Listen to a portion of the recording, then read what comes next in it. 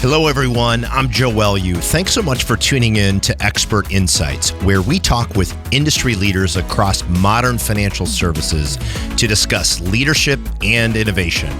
Let's get started.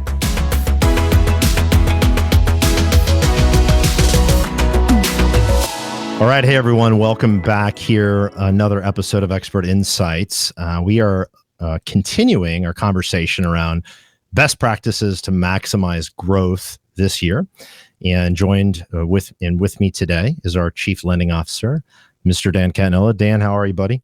I'm doing good. So this is this topic that I want to talk about today. We have talked about this in varying forms, and we've realized that it's definitely an important theme, and that is, as a best practice for unlocking growth in the business, how do you level up and improve the quality of the communication throughout the entire business? And man, it seems super basic that, well, no kidding, you got to have good communication, but it's actually much more complex than that. And I want to break it down a little bit today. So when we think about communication and what can go wrong and why communication can lead to basically a lack of business versus a business growth driver. Let's talk about the transaction, man. What do you see? Unpack it for us. Yeah, so to me, it always comes down to how personalized you can get that content and that messaging. Using data and intelligence to really help you segment and deliver the right message to the right consumer in the channel that they choose. So there's going to be some consumers that want to be communicated to solely through email. There's going to be ones that want SMS. There's going to be ones that want both. So making sure that you can deliver the content through the channels that they choose, that they prefer, and also making sure that you're using data and information that you have built on the customer profile to deliver the right content at the right time in a very hyper-personalized way. Right. That sounds great. Amazing. I want to go slightly more simple for a moment and tell me what you see in the transaction process. Let's just talk about the transaction process. Where are lenders doing it wrong? Give me the example of what's not high quality and where people fail. Yeah, so let's just start at the top of the funnel in the prospecting stage. So I still see a lot of lenders that are just leveraging traditional drip campaigns, meaning very generic content. Yeah, we took your application. I'm going to, give you this series of 5 emails that are going to give you some very generic information about the transaction. But what I'm seeing the best lenders do is really segment those prospect customers. Maybe there's a specific first-time home buyer series of content that is really geared towards a high touch experience for those first-time home buyers that we know need a lot more education than a repeat buyer. Maybe it's somebody that at the top of the funnel didn't credit qualify, and you're going to put them on segment those customers into a credit improvement journey to educate them along the way. So really, really quick, just to clarify, when you say drip campaign, you're talking one directional, pushing a message out and a series of timed milestones. And the opposite of that, we talk a lot about intelligent automation and the power of a perfect customer journey, okay, for no pun intended, but a perfect customer journey. And that is you're using intelligence the entire way to look at how the customer just engaged with you. Did they open? Did they read it? Did they respond? What did they do? And then you're able to change the action, the message, the channel, based on whatever they did or didn't do, right? That's intelligent. Absolutely. And that's the opposite of a drip, right? Because there's a lot of people think drip campaigns is a customer journey. It's not. Absolutely. So I would just add one more layer deep is maybe they, not only engage in a certain way or set their preferences in a certain way, but maybe their transaction went on to the next stage. So making sure that that's, feeding into the platform and altering that journey to the next stage in the process to educate them on the next stage of the transaction. Yeah. One of the things that we've talked a lot about in some of the strategic planning sessions that I've been a part of, and we really go deep on this topic, and I'm interested in your feedback, is if I think about a normal transaction process, you've got a point of sale system and I apply And what most happens, what we see is sort of not high quality, I guess, is in that POS process, there's just a basic outbound reminder. And the reminder's super generic, and they have a reminders for maybe 60 days, maybe 30 days, 90 days, whatever it is. But it's not, doesn't have really any depth. It doesn't combine text. It doesn't combine video, right? And so, am I unpacking that? I mean, that's my perspective, but is that what you're seeing as well? Absolutely, absolutely. I think the days where you get a flat, text via email or SMS with really no value-driven content are just totally not what consumers expect these days. I want to look at it from the consumer's perspective for a moment, right? And so, if I think about what are you really trying to, we talked on a last episode about building a customer for life company, right? Which is something we're both really passionate about. And your leading indicator of how well you're going to do with the next transaction, or if you're going to get an at bat, is about the experience the customer has with you during the transaction.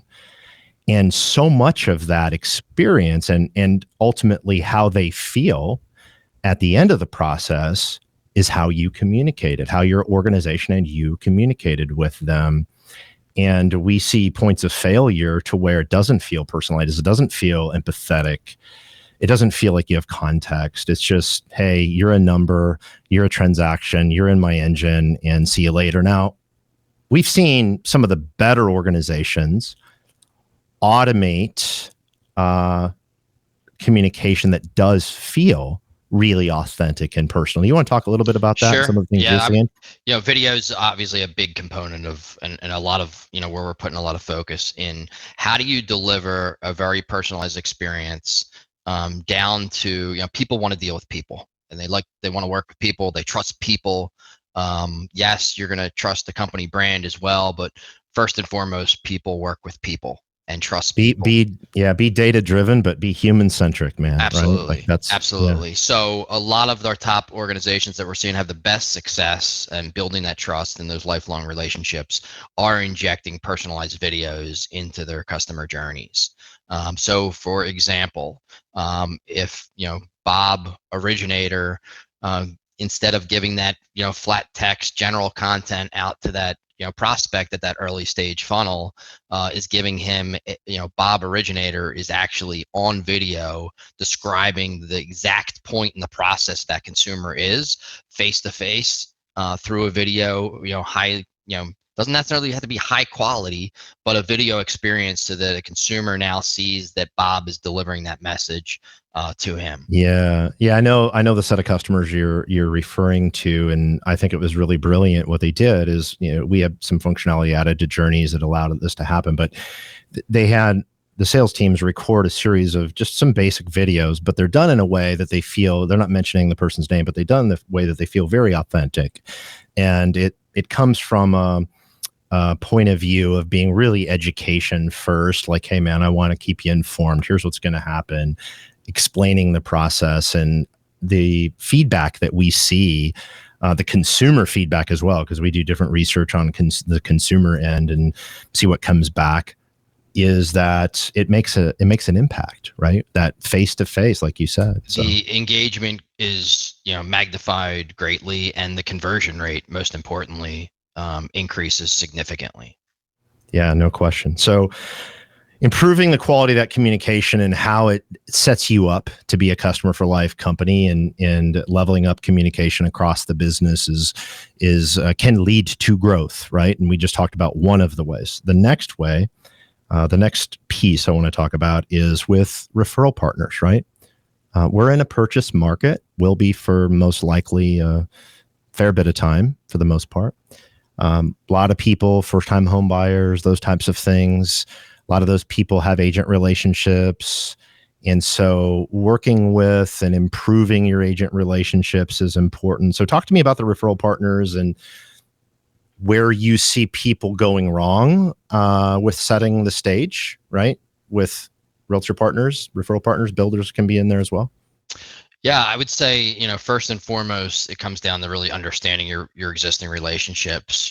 Which ones are giving you business, which ones are actually converting, so that you're making sure that you're spending your time, where it's most valuable. So the best originators that I've spoken to really have a data-driven approach to understand, what referral partners are getting their business and which ones are actually converting into transactions and deals.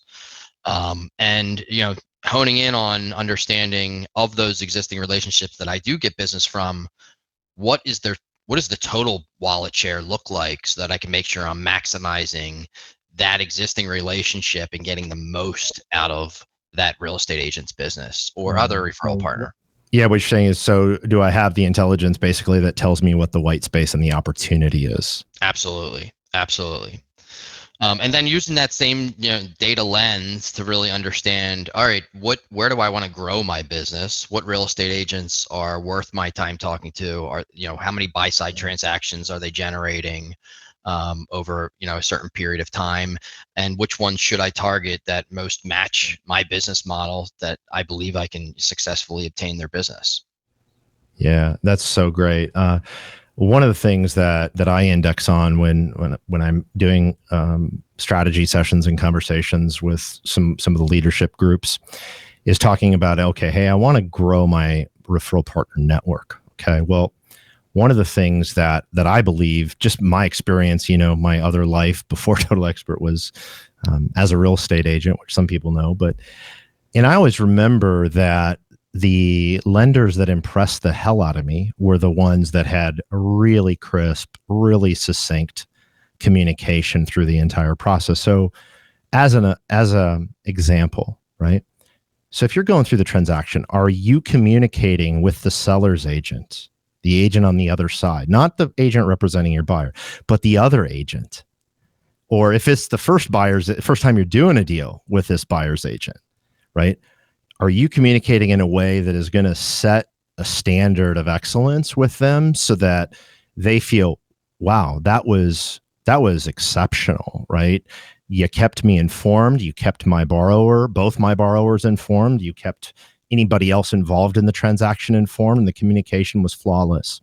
When you have that, it's a lot easier to go into that conversation after the transaction when you just made them look good and you just actually, a noticeable way, communicated in a better, more effective way than anybody else has in the last month. That gives you a lead in to then ask for that next opportunity. You agree? And do you see the same thing? 100%. And I look at it as every transaction is an opportunity to strengthen the existing relationship with your current real estate agent partner, but also should be looked as an opportunity to really grow and really nurture that seller agent, that listing agent, so that you can try to get their business as well.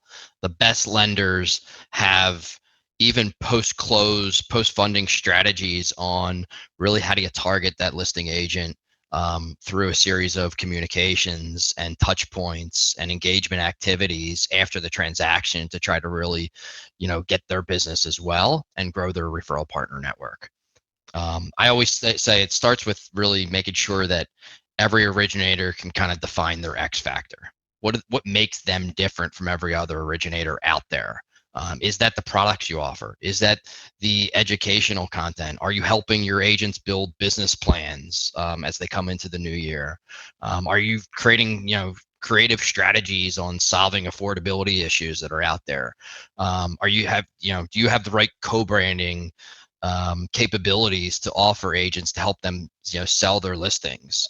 What are you doing through the lifetime of that, transaction to co-brand with the real estate agent to try to bring that consumer back to them when the next opportunity arises? Yeah, and what's hitting me as you're saying all of those things is, if you want the right to be able to do a lot of those things, which can take the relationship to the next level, you better have really high quality communication if you expect the opportunity to then level up with some of the things you just spoke about, right? So, and we see that in the transactional process. We were on the phone the other day working through a strategy session, and it was shocking to me that one of the organizations that we were talking with really only communicated out pretty intermittently with the buyer's agent. That's it, right? They didn't have any automation on behalf of their originators out to all the loan participants, which is a basic